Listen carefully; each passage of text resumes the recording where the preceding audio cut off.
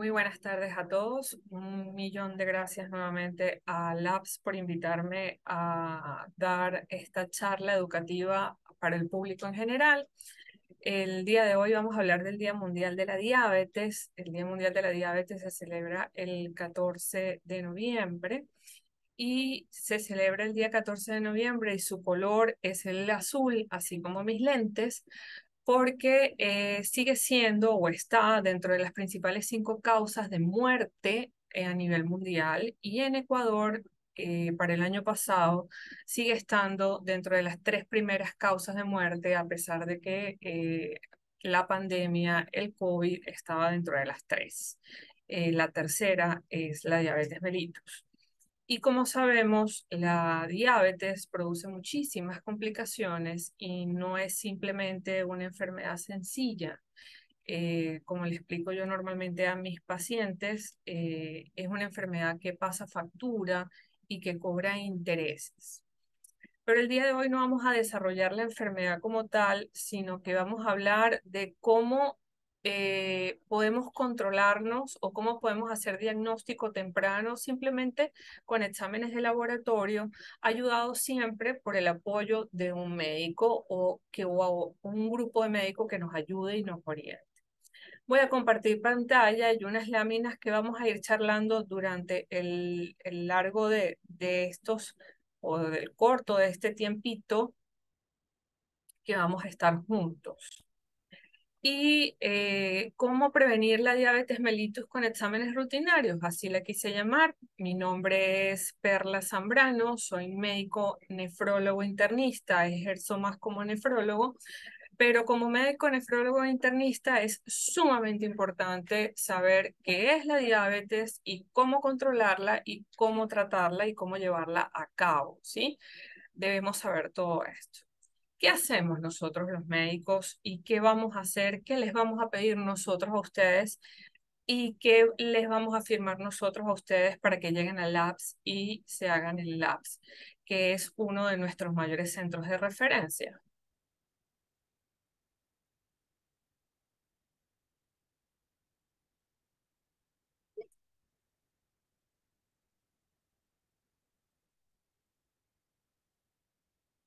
Primero debemos saber qué es la diabetes y es una enfermedad metabólica crónica caracterizada por la elevación del azúcar, llamada así comúnmente por la población, o de la glicemia o glucemia en sangre. Esto produce múltiples comorbilidades. ¿Y qué son las comorbilidades? Múltiples enfermedades y daños micro y macrovasculares. ¿Qué quiere decir esto? Que los vasos sanguíneos muy pequeñitos, como los de los ojos, o muy grandes, como los del corazón, los aorta o las de las piernas, se echan a perder. La diabetes se clasifica en muchos tipos: diabetes tipo 1, tipo 2, diabetes gestacional, diabetes por culpa de medicamentos. La más frecuente es la diabetes tipo 2, que se presenta en el adulto y generalmente viene después de los 40 años, y su prevalencia ha aumentado dramáticamente y drásticamente en los últimos años y sobre todo en las últimas 3 décadas. Y se ve más que todo en los países de moderados a bajos ingresos. Se atribuye que 1.5 millones de muertes vienen específicamente por esta enfermedad. Entonces, ¿cómo vamos a evaluar la diabetes mellitus? ¿Qué le vamos a solicitar nosotros los médicos, tanto los médicos generales como los médicos especialistas, independientemente de nuestra profesión? Debemos mandar a solicitarle una serie de pruebas. Entonces le vamos a pedir que al realizarse las pruebas, lo ideal es, uno, que tengan una atención médica previa, porque pedirse pruebas al azar es conseguir cosas al azar que no queremos conseguir. Y debemos determinar cuál es el nivel de glucosa o azúcar en sangre, que si es extremadamente alto y además tenemos síntomas clásicos de un nivel alto de azúcar en sangre, la prueba va a ser positiva y tal vez no vamos a requerir hacer pruebas diagnósticas secundarias o repetir esto. La primera prueba que vamos a realizar es la prueba plasmática en ayunas, que es lo que normalmente realiza o se solicita todo el mundo, que es la que pedimos en ayunas, ¿verdad? Y la normal es que siempre esté por debajo de 100. Todos estos parámetros que les estoy dando ahorita son los que está publicado por la Asociación Americana de Diabetes, que se publicó ahorita en el consenso del año 2022. Porque hasta hace muy poco hablábamos que la glicemia tenía que ser menor de 110. Hablamos de que prediabetes es entre 100 a 125 y diabetes es mayor de 126 y hay que confirmar esta prueba después de 2 semanas. Si la llegamos a tener otra vez por superior a 126, decimos que el paciente ya tiene diabetes. 2 pruebas en ayunas mayor de 126. Además de eso, existe la glucosa aleatoria y la glucosa aleatoria lo que quiere decir es decir que yo puedo tomarme la glucosa en cualquier momento del día y al tomarla en cualquier momento del día, esta glucosa aleatoria es mayor de 200 miligramos en cualquier momento, ¿sí?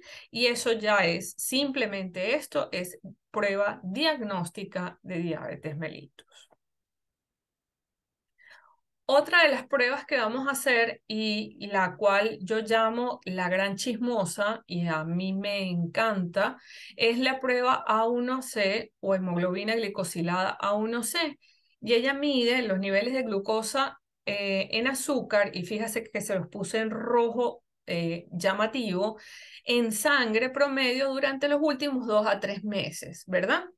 La ventaja es, uno, no tiene que ser en ayunas, no tengo que beber ni tomar nada, no se modifica. ¿Por qué le digo yo que es la gran chismosa? Porque generalmente los pacientes diabéticos, las 2 semanas previas que saben que van a asistir a la consulta médica, sea con el médico general, sea con el endocrino, el internista, el nefrólogo, el cardiólogo, tienden a portarse extremadamente bien y tienden a ser muy juiciosos. No comen pan, no comen su bolón, no comen su caldo de bola, no se toman su sopita de queso, no hacen desorden, no toman jugos. Y cuando se hacen su examen, su glucosa es bellísima, 86. Pero cuando vemos la hemoglobina glicosilada está en 12, en 15, en 14. Entonces, estos parámetros de hemoglobina glicosilada elevado se correlacionan a parámetros de azúcar o de glicemia o glucemia que están elevados. ¿Cuál es el diagnóstico o qué es lo normal? Lo normal es que en la población general, y hablamos de las nuevas guías de diabetes desde el año 2022, dice que lo normal es por arriba menos de 5.7 o 6 es normal, prediabetes 5.7 hasta 6.4 y en pacientes diabéticos que deben estar bien controlados son de 6.5 o más. Lo ideal es que en estos pacientes que hacemos diagnóstico y tenemos una hemoglobina glicosilada sin antecedentes de diabetes, es a las 2 semanas, igual que la vez anterior, repetir nuevamente estos exámenes. Otra de las pruebas que le hacemos a los pacientes para poder diagnosticar diabetes es hacer la prueba de tolerancia glucosada.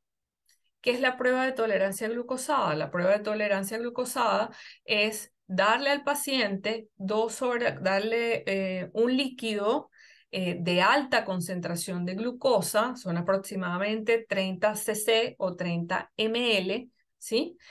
1 onza, las que somos mamás sí sabemos que es 1 onza o 30 ml. Se toma una muestra de sangre antes de que se tome este líquido y después 2 horas posterior. Y medimos el azúcar antes y después de la toma de este líquido. ¿Y para qué sirve eso? ¿Qué vamos a ver? Vamos a ver cómo se comporta nuestro cuerpo porque es el equivalente a lo que nosotros comemos en un plato de comida. Es el equivalente a nuestro jugo, a nuestra sopa con nuestro seco, con nuestro postre, con nuestro vaso de cola, que es lo que normalmente se come, por lo menos acá en el área de la costa. ¿Qué es lo normal? Que en la prueba de tolerancia glucosada esperemos un valor menor a 140. ¿Qué es diagnóstico de diabetes? En una prueba de tolerancia glucosada que sea superior a 200 o más. Y aquí sí no deberíamos repetir la prueba, esta prueba ya de diagnóstica de diabetes. Pero en todas estas imágenes que le he mostrado yo, les pongo prediabetes y le pongo prediabetes y le pongo prediabetes, y yo creo que yo soy una de las que más pelea que el término prediabetes en medicina no está establecido, no está bien escrito o no lo usamos. Sí se le dice a ustedes como pacientes que estás en fase prediabetes. Y tal vez la palabra prediabetes es como yo como nefrólogo le digo, estás en prediálisis. La palabra pre, que es antes de, asusta. ¿Qué quiere decir prediabetes? Es que el paciente tiene una intolerancia a la glucosa o a una alteración a la glucosa en ayunas, según la prueba que se utilizó para detectar la glicemia. Eso no quiere decir que el paciente llegue a ser diabético.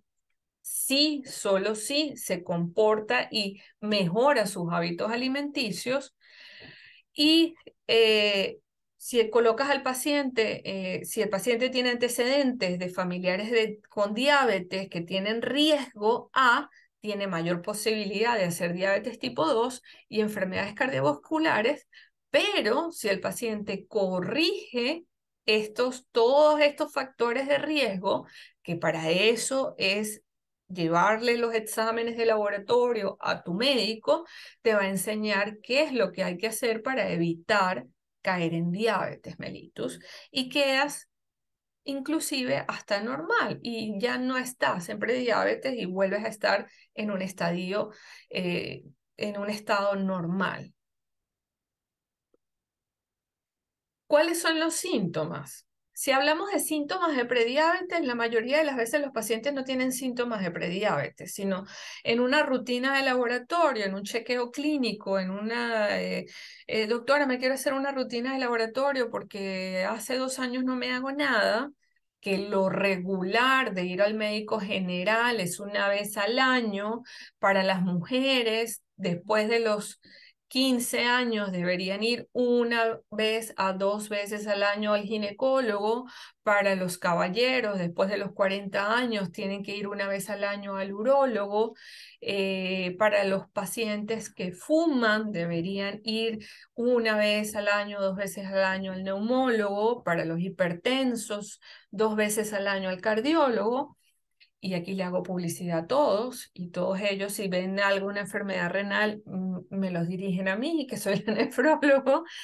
Estos pacientes detectan la prediabetes o ven todos estos resultados alterados y ahí es cuando deben actuar y hacer todas las indicaciones que hay que hacerle a estos pacientes y ajustar. Pero sí hay síntomas de diabetes que solos o aislados no son diagnósticos y síntomas es lo que yo siento, ¿sí? Signo es lo que el médico ve y síntoma es lo que yo siento. Entonces, a veces, por ejemplo, la sensación de hormigueo en manos pudiera ser una compresión o una lesión de que yo choqué el carro y tuve una lesión en columna. Pero si yo sumo todos estos síntomas, como por ejemplo dolores de cabeza, mareo, visión borrosa, sensación de hormigueo en manos, pies, orina frecuente, sensación de sed, pérdida de peso y niveles de glucosa o glicemia elevadas, en el campo, por ejemplo, los pacientes refieren que orinan y ven que las hormigas se le acercan a la orina. Eso es muy frecuente que lo refieren los pacientes. Eso sí son síntomas de diabetes. Y sobre todo, si cuando uno interroga al paciente, no, bueno, mi mamá es diabética, mi papá es diabético, el perro es diabético, el gato es diabético, todos ellos son diabéticos. Entonces, ya uno toma todo esto y todo esto con los exámenes en grana, ¿sí? Pero es que los pacientes no son es diabetes sola e hipertensión sola. Los que nos dividimos en pedacitos somos los médicos. Y eso sí se los digo yo y trato de educar yo a los pacientes. Los que se dividen en pedazos son los médicos, pero los médicos tenemos la obligación y tenemos la necesidad, y es obligatorio a mi criterio, ver al paciente de forma integral. El paciente es un paciente integral y la mayoría de las veces el paciente no viene con una sola enfermedad, viene con varias cosas. Entonces al paciente lo ideal es pedirle un hemograma completo, pedirle una glucosa que debería estar por debajo de 100 y en rojo, ahí les estoy dejando qué es lo que es patológico o lo que está alterado. Deberíamos pedirle una hemoglobina glicosilada, que les estoy dejando qué es lo normal y qué es lo que me está dando diagnóstico alterado. Deberíamos pedirle uricreatinina, que a mí se me parece rutinario y debería hacerse rutina pedirlo. Las empresas actualmente sí lo están pidiendo porque en Ecuador está dentro de las primeras 5 causas de enfermedad, la enfermedad renal crónica. Deberíamos pedir un examen de orina simple y actualmente, y les pongo glucosuria y pongo ojo, porque actualmente se está viendo que hay una serie nueva de medicamentos para diabetes que producen pérdida de azúcar en la orina. Y eso no quiere decir que el paciente esté enfermo, porque normalmente no debemos ver azúcar en la orina. Por eso siempre debemos ir acompañados los laboratorios de la atención médica. Pedir colesterol y triglicéridos, porque si la diabetes es una enfermedad metabólica y dentro del metabolismo está la glicemia y están los lípidos y está el ácido úrico, deberíamos ver eso y siempre hay que acompañar también el perfil tiroideo. Ajá, doctora. ¿Y qué es lo que dice la Asociación Americana de cada cuánto deberíamos hacernos los exámenes? Y eso sí va a depender de cada paciente. Si yo tengo un paciente diagnosticado diabético de larga data, lo ideal es que, y el paciente está controlado, yo debería hacerle exámenes cada 3 a 6 meses, dependiendo de qué tan controlado o no controlado esté el paciente. ¿Sí? Pero si yo tengo un paciente de reciente diagnóstico que está en prediabetes, yo debería repetir esos exámenes para hacer un confirmatorio a las 2 semanas, ¿sí? Pero si el paciente tiene los exámenes normales, este paciente debería hacerse sus exámenes o su chequeo médico una vez al año. Cuando yo comienzo y tengo un diagnóstico reciente de diabetes, es decir, una glicemia en 500 y todas las pruebas alteradas, una hemoglobina glicosilada en 15, este paciente sí se debe citar frecuentemente y hacerse sus controles rutinarios frecuentemente de laboratorio para poder eh, mejorarlo y adaptarlo metabólicamente y llevarlo a las mejores condiciones posibles. Entonces, aquí es donde somos individuales con los pacientes y los vemos de forma integral e individual.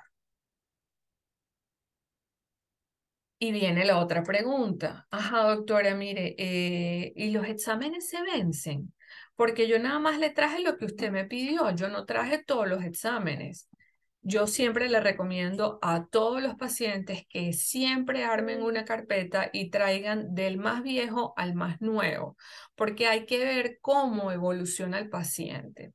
Los exámenes no se vencen porque los pacientes no se vencen. Yo no me venzo. Yo envejezco, pero no me venzo. Entonces, los pacientes, los exámenes, perdón, pierden validez porque los pacientes, los exámenes deberían hacerse cada 3 meses. Pero si yo no entiendo tu pasado, ¿cómo entender tu presente y cómo puedo plantearte cuál va a ser tu futuro? Así que yo debo saber qué fue lo que te pasó, qué es lo que te va a pasar ahora para poder decirte, mira, si no mejoras este punto, no mejoras este punto, desde tal punto, desde tal fecha vienen alterados los exámenes, tú no te has dado cuenta o mira cómo estás mejorando o cómo estás empeorando, hay que siempre llevar su carpeta de exámenes con todos sus exámenes archivados. Si tienen el apoyo de los familiares, pedirle siempre a la generación que maneja mejor la tecnología que yo de hacer una copia en la nube, porque, por ejemplo, yo tengo un posgrado en dejar tirados los documentos en todos lados y los pierdo. Entonces, cargar su carpeta y siempre una copia en la nube. ¿Y cómo puedo hacer prevención? ¿Cómo puedo prevenir que aparezca la diabetes? Pues evitar, la prevención en qué va a ir orientada en evitar la aparición de la enfermedad mediante el control de los agentes causales. Y uno de los principales agentes causales o factor de riesgo en esta costa maravillosa es la comida que es divina. Y tener medidas que se vienen implementando y que la Organización Panamericana, la Organización Mundial, la Sociedad de Endocrinología Ecuatoriana y en el Congreso la Asociación Ecuatoriana de Nefrología viene aplicando, sobre todo en Puerto Viejo, que vienen haciendo actividades, muchísimas actividades deportivas, medidas orientadas a detener o retardar el progreso de la enfermedad o el problema de salud. ¿Qué dicen las investigaciones? Y fíjense que lo que les voy a decir son cosas tan tontas y disminuyen el riesgo de diabetes tipo 2 y disminuyen, evitan o retrasan la diabetes y pasas de prediabetes a normal, ¿verdad? Entonces, si pierdes el 7% del peso corporal o 7 kilogramos, si pesas de 100 kilos y bajas 7 kilogramos, que son 14 libras más o menos, ya disminuyes un 58% la probabilidad de tener diabetes tipo 2. Caminar a paso ligero, no a trotar, no a correr, no es CrossFit, no es gimnasio, no son $60 la inscripción ni 25. Simplemente caminar 30 minutitos a paso ligero hace que baje 58% la probabilidad de que hagas diabetes. Y tampoco es necesario que vayas a tu peso corporal, que el nutricionista te dijo, bueno, pesas 90 kilos, tienes que ir a 65. No, tampoco tienes que bajar tanto peso, pero por lo menos que vayas perdiendo. Yo siempre les digo que 1 kilo mes o 500 gramos mes, lo sumamos a fin de mes, a fin de año son 6 kilos año, y si se lo proponen y lo ponen a 2 años son 12 kilos, 24 libras. Uy, eso marca una gran diferencia y eso hace que no seamos diabéticos y que si tenemos una gran historia de diabetes por encima de nuestros hombros, eso disminuye un 58%. Tenemos que recordar que si mamá y papá, que son nuestros abuelitos, comían mal y ellos son nuestro espejo, nosotros estamos criando niños enfermos y tenemos que empezar a romper esos lazos para poder criar nuevos adultos sanos. Tenemos que empezar a modificar alimentación. ¿Y qué es lo que hay que hacer? Pues número uno, no colas. Doctora, yo sin la cola no soy nadie. Yo no conozco el primero que certificado de función que diga murió por falta de colas. No lo conozco. No harinas refinadas, y dentro de las malvadas harinas refinadas entran las galletas, los cakes, entra el pan, y yo sé que el pan es maravilloso, pero hay que tratar de evitarlo, reducirlo al mínimo. Evitar las carnes rojas, y las carnes rojas no es que sean malas, sino que las carnes rojas tienen más contenido graso que las carnes blancas. Ir a carnes blancas, preferiblemente pollo, pescado, pavo. El cuy es, a pesar de que la gente de la costa no le gusta, es una de las mejores carnes blancas que hay. para comer, preferiblemente blancas sobre las rojas. No tomar jugos, porque cada fruta trae su porción de fructosa que se convierte en azúcar, sino tomar agua y comerme la fruta. Y al tomar agua y comerme la fruta, hago que además de eso evite el estreñimiento y que vaya más veces al baño y que no tenga la necesidad de tomar medicamentos e ir tanto al médico por estreñimiento. Tomar entre 8, de 6 a 8 vasos de agua al día. Y realmente esto es como un medio mito, porque lo ideal es que tomemos 1 a 1,5 litros de líquidos. Como nefrólogo, yo quito las sopas porque las sopas no alimentan y ahí va a haber controversias. Eso lo podemos discutir después al final, pero debería ser entre 1 a 1,5 litros de líquidos en personas ancianas con enfermedades cardíacas. Por favor, eso se discute con su cardiólogo. No azúcares, ninguno. Yo prefiero que no usen ningún tipo de azúcar.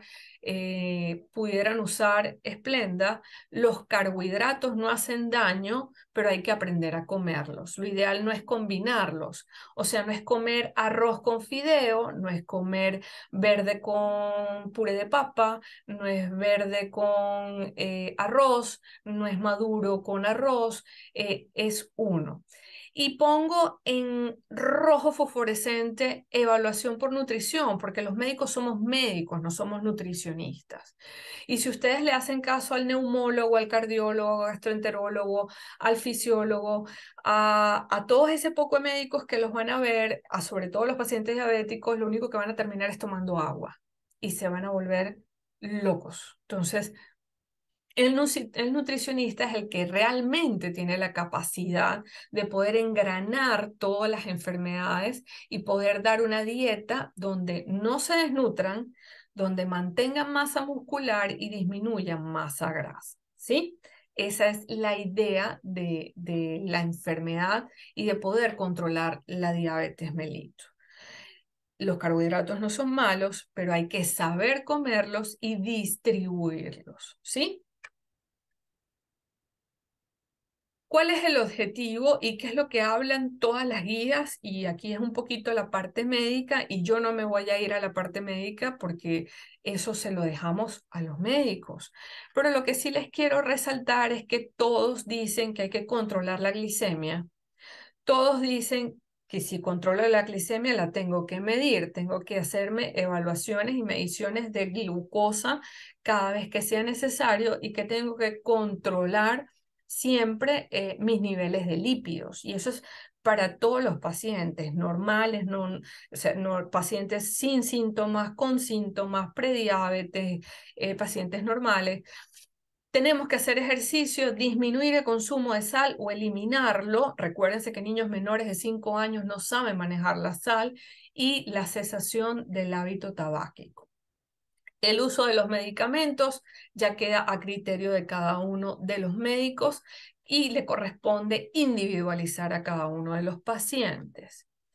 ¿Y para qué mando yo todo esto? ¿Para qué necesito yo la glicemia? ¿Para qué necesito la hemoglobina glicosilada? ¿Para qué necesito la prueba de tolerancia de glucosada? Para disminuir todas estas complicaciones. Y fíjense que simplemente disminuir 1% de la hemoglobina glicosilada disminuye todo este poco de porcentajes que ven ustedes ahí. 37% de que los conecten a una máquina de diálisis, 43% de que les amputen las piernas, 21% de muertes relacionadas simplemente por diabetes, 14% de que hagan infartos y 12% de que hagan enfermedades cerebrovasculares o ACV. Entonces, simplemente el hacer un control adecuado y hacer regulares y asistir regularmente a su médico es invertir en salud. Inviertan en salud, no suspendan medicación, mantengan su medicación y mantengan su control médico con sus exámenes de laboratorio. Eso es nuestro objetivo. Nuestro objetivo es mantener todos estos parámetros que están aquí, que son los de diabetes, mantenerlos lo más ideal posible, lo más cercano posible, ir bajándolos de forma progresiva y no brusca, eso sí lo dice la Asociación Americana, no hacer cambios bruscos, porque si no el paciente va a hacer hipoglicemia, sino ir haciéndolo pasito a pasito, poco a poquito, como dice la canción, y lograr la meta como sale este chico aquí corriendo y lograrlo de forma efectiva y hacerlo de la mejor manera posible. Muchísimas gracias nuevamente a Labs por haberme invitado. Todas las dudas que ustedes tengan las vamos a responder aquí abajo. La charla se va a subir en redes sociales en unos días y con muchísimo gusto les voy a responder. Y mis contactos están acá, también les puedo responder por acá. Realmente muchísimas gracias a Labs otra vez por haberme invitado. Eh, Mejoremos nuestra alimentación, 30 minutitos de caminata. eh, Vamos a criar adultos sanos, porque yo creo que lo más importante de todo esto es formar niños sanos para que sean adultos sanos y ocuparnos de las nuevas generaciones, sin descuidar a las que ya tenemos por arriba de nosotros. Feliz tarde. Muchísimas gracias, Labs.